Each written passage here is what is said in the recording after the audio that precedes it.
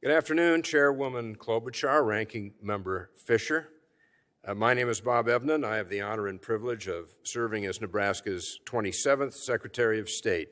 This afternoon, I'd like to talk about takeaways, some nuts and bolts from Nebraska's 2022 elections, and I'd like to discuss Nebraska's newly adopted state constitutional voter ID requirement and security issues, including cybersecurity.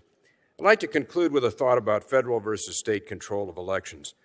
Nebraska's 2022 elections were conducted efficiently, accurately, securely, and in accordance with law.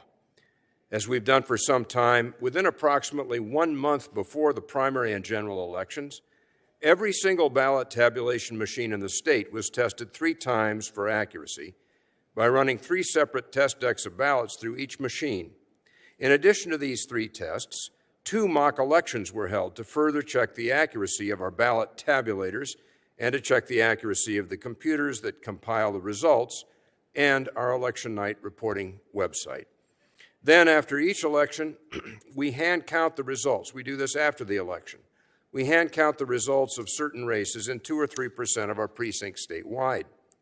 After the 2022 general election, we expanded this audit to include 10% of our precincts statewide. We checked at least 1 precinct in each of our 93 counties. In all, our counties hand-counted 48,292 ballots. The counting was conducted by election boards in those counties, composed of representatives of both major national parties. In total, out of the more than 48,000 ballots hand-counted, discrepancies were noted on 11 ballots. That's a discrepancy rate of 0.23%. Of the 11 ballots where there were discrepancies, 5 were ballots that were marked too lightly for the machine to read the ballot, and the other 6 were ballots that were misfiled or misplaced. We did another check after the election. We found that 682,745 voters across the state were shown on the voter rolls as having cast a ballot. Those are kept by our county election officials. We compared that with the number of ballots that were tabulated. There was a net variance of 29 ballots. That is a variance rate of 0.04%. To the best of my knowledge, none of the variance was attributable to machine error. So in Nebraska, in my view, our election officials across the state did an exemplary job of conducting an accurate and secure election. And I would like to take this opportunity this afternoon to express my thanks and gratitude to our friends and neighbors across the state of Nebraska, who are the election officials who conducted an outstanding election for our citizens in 2022. Now, in that election in November 2022, Nebraska voters overwhelmingly enacted an amendment to our state constitution requiring the presentation of a photo ID before casting a ballot. I've supported voter ID for many years. Our state legislature is now working on legislation to implement this new voter ID requirement.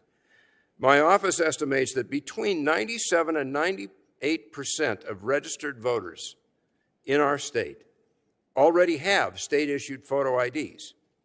I am confident that effective legislation will be passed that will carry out Nebraska's new voter ID constitutional requirement without disenfranchising any legitimate voter. I'm working closely with the legislature to ensure that we have an effective voter ID requirement that's consistent with the rights of voters. In terms of the elections process itself, in my view, one of the greatest challenges to election security grows out of the increasing availability of early voting. The challenges that come with early voting include the opportunity to pressure or intimidate voters and the possibility of vote-buying efforts. The potential for this sort of fraud is intensifying as these early voting methods become more ubiquitous. In my view, we ought to focus our attention on these matters. Turning briefly to cybersecurity, the Elections Division of the Nebraska Secretary of State's office was awarded the 2019 Election Innovation Award from the National Association of State Elections Directors. We received this award for our program of collaboration between our office, our voter registration database vendor, the Department of Homeland Security, and EI-ISAC, which was referenced by Secretary Toulouse Oliver. Through this collaboration, organized by our office, we were able to place an Albert networking monitor on the server of our elections vendor to detect intrusion on our voter registration system. And finally, permit me to observe that under the U.S. Constitution, elections have been left to the sound discretion of the state legislatures. And speaking from my perspective as the Secretary of State of Nebraska, the states ought to remain responsible for the conduct of elections. Issues affecting the conduct of elections can be and ought to be resolved by the state legislatures. Thank you, Senators, for your time and attention this afternoon.